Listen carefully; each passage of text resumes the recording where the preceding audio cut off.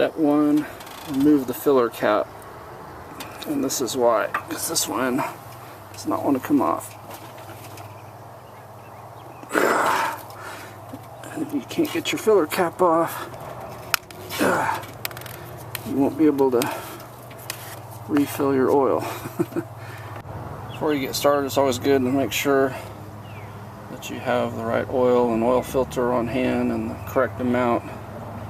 I believe this car takes 7 quarts, so I actually have, I'm going to put 6 quarts of that and 1 quart of that. And it actually takes the same filter as the Crown Victoria does, believe it or not. And you want to get your drain pan out, put it underneath the drain plug, and I think it's always a good idea to have a shop towel, paper towel, when you start draining this, because it'll get on your hands. I always recommend using thick gloves, particularly if the engine's warm at all. On the charger, when you go straight back from the license plate, there's your drain plug for your oil. And your oil filter is conveniently located right there, so less than a foot away. The charger is a 13mm socket, and it's supposed to be torqued to 20 foot-pounds when you tighten it.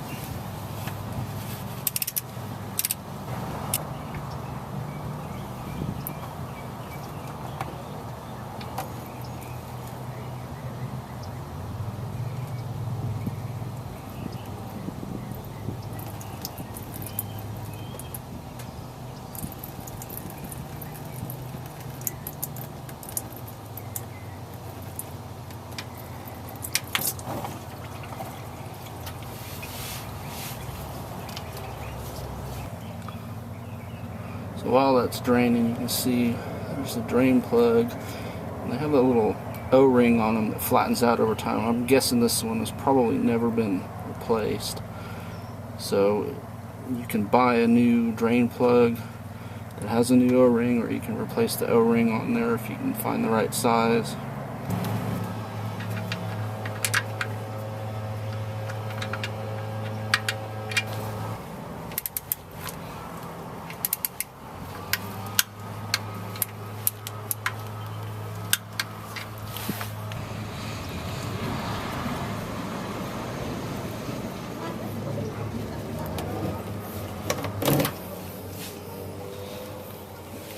It's a good idea to get the oil filter loosened to let as much oil run out of it as you can. Makes it a little less messy. You can puncture a hole in there, but obviously if you can't get your oil filter off for some reason, then you're stuck with a useless car.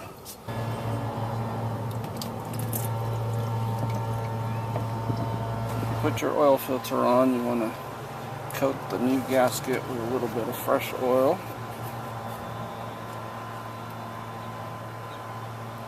And it's usually a good idea to recap your oil bottle so that you don't knock it over and spill it. Not that I've ever done that. Get it hand tight plus a quarter turn.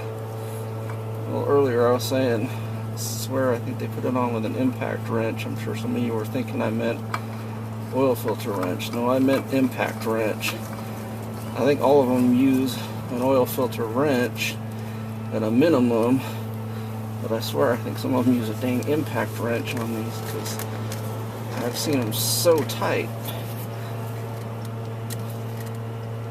And really it should just be hand tight plus a quarter turn. Plenty tight to keep it from leaking. So if that's tight,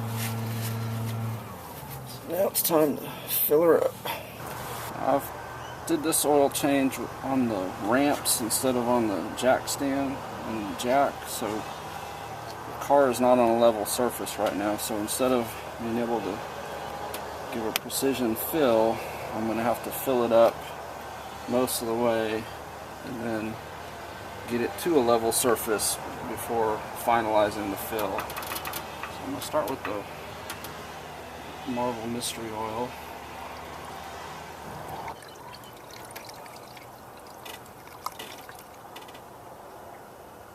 And then we're going to do the 5 quarts of this 5W20 synthetic blend.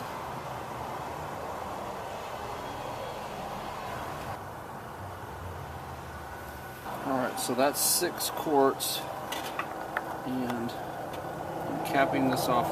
You always put your oil filler cap back on before you start the car.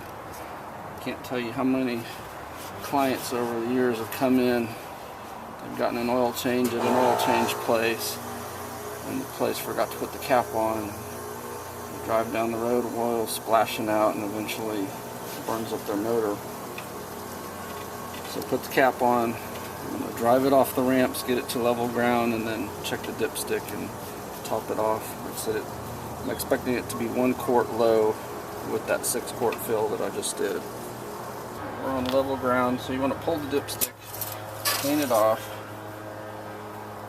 and on this car you'll see there's an add line and then the safe area that's got some hatchings on there, so you want to make sure that you're in that safe zone. Most dipsticks, it's about a quart from the top to the bottom of there. Oil is right at the A in the add, so I'm going to add a whole quart, and that should get us up in the safe zone. So we put in now 7 quarts.